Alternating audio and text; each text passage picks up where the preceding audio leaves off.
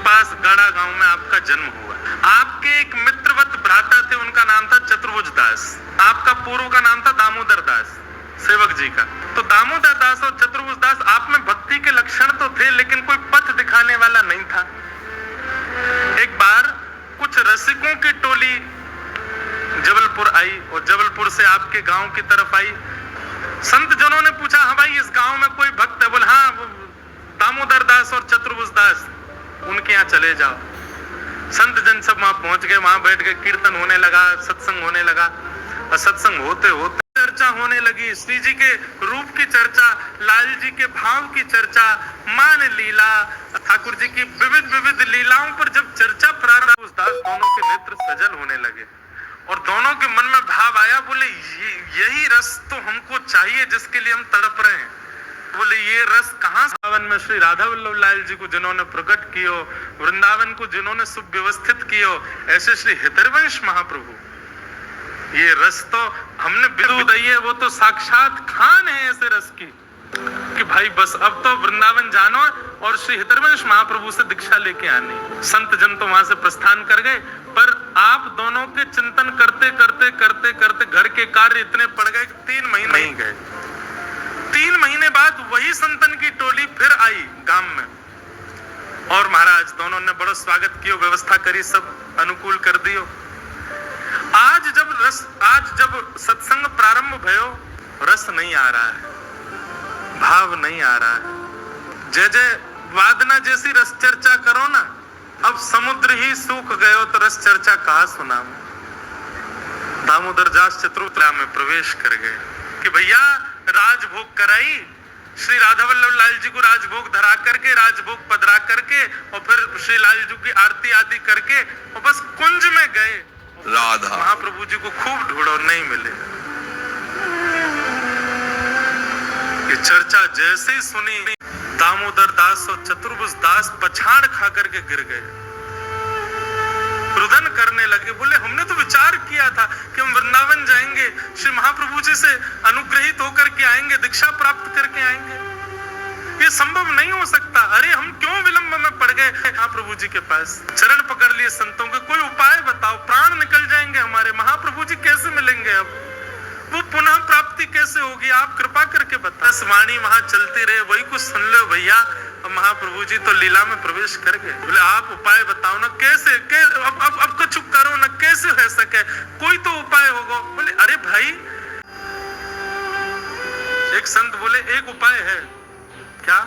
श्री महाप्रभु जी के बाद में उनके आसन पर उनके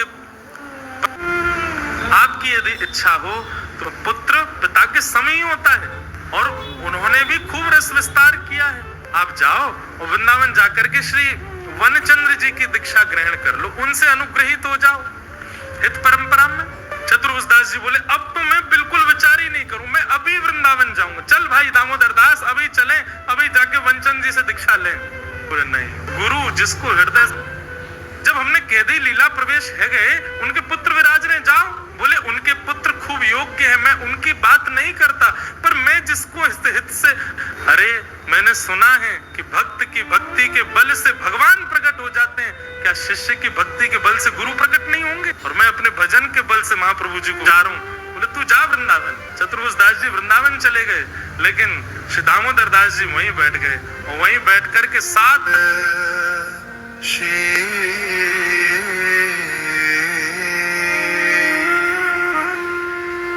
हित हरिवंश जी सुन लो मेरी पुकार, रोते रोते तुम्हें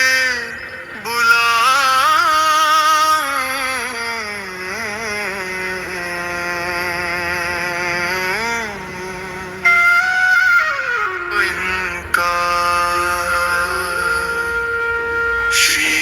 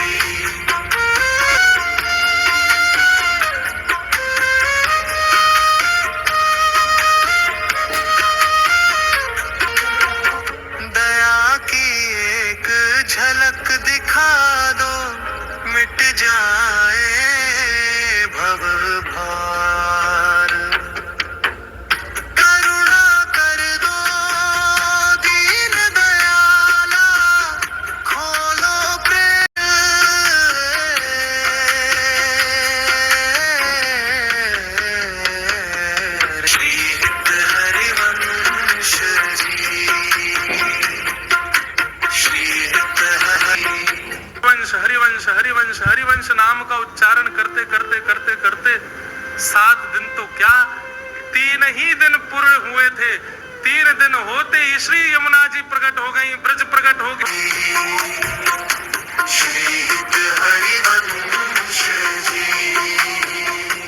और प्रकट होकर के दामोदर दास भक्त को अपने हृदय से लगा लिया। लीला प्रविष्ट आचार्य पुनः प्रकट हो गए।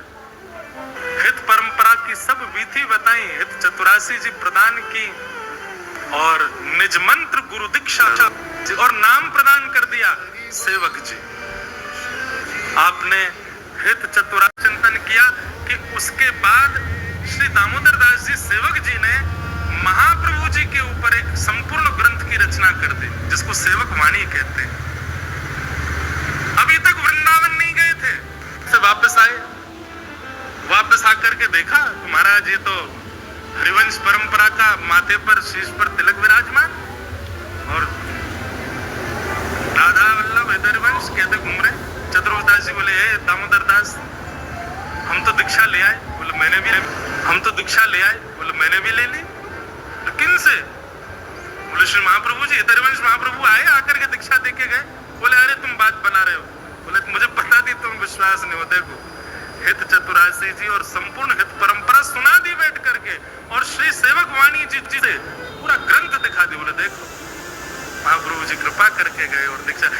और श्री राधा वल्लभ जी के निज मंदिर में विराजमान श्री वनचंद्र जी को जैसे ही पूज्य पिताजी महाराज, पूज्य गुरुदेव भगवान श्री हरिवंश महाप्रभु लीला प्रवेश के बाद पुनः प्रकट हुए। प्रकट होकर किसी को दीक्षा दे के गए।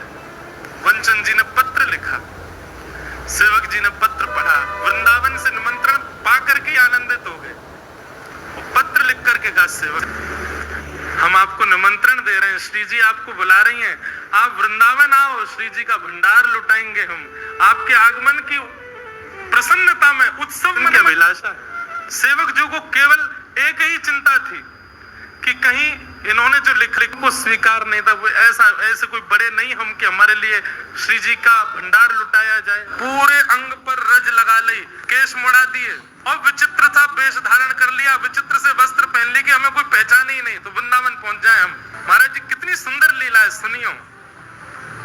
सेवक जी वृंदावन आए, राधा वल्लभ जी के मंदिर में जैसे ही प्रवेश किया तो श्री राधा वल्लभ लाल जी वनचंद्र जी से चर्चा कर रहे, कुछ बात कर रहे थे लीला की। अच्छा, दर्शनार्थियों को तो देखने में लगता ठाकुर जी खड़े हैं बस, लेकिन वनचंद जी को सब अनुभूति होती, हाथ भी सीधे कर रहे हैं, बैठ भी रहे हैं, बोल भी रहे हैं, वो बात हो रही। और चर्चा करते करते श्री राधा वल्लभ और जैसे तिरछी नजर करी श्री राधा वल्लभ जी ने, बोले चर्चा मोते कर रहे हैं, देख कहां रहे हैं। जैसे पीछे मुड़ करके देखा तो एक अवधूत वेश में, केश नहीं है, अवधूत सा वेश है, कछु फटे पुराने से वस्त्र पहन रखे हैं, पूरे तन पर रज लगा रखी है। जैसे ही रूप देखा वनचंद जी ने ठाकुर जी को, जैसे ही देखा ठाकुर जी देख रहे हैं, तुरंत समझ गए, बोले कि ये सामान्य नहीं हो सकते। और इस वक्त पृथ्वी पर असामान्य केवल एक है, वो है सेवक जी महाराज। वनचंद जी को विश्वास हो गया यही सेवक जी हैं। तुरंत दौड़े मंदिर से जाकर के श्री सेवक जी महाराज को हृदय से लगा लिया।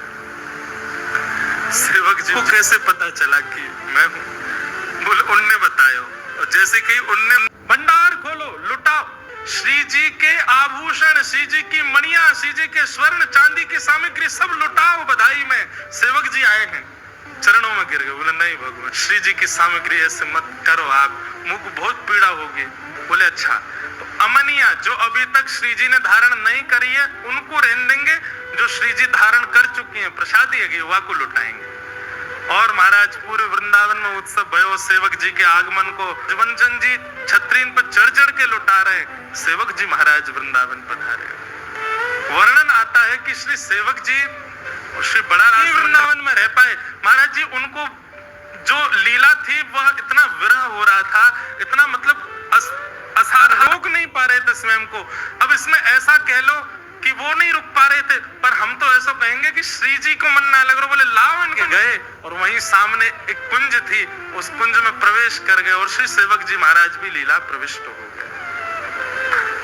अगर आपको ये वीडियो पसंद आया हो तो लाइक, शेयर, कमेंट और हमारे राधा रानी भक्ति चैनल को जरूर सब्सक्राइब करें। श्री हरिवंश की ओर से आप सभी को राधे राधे।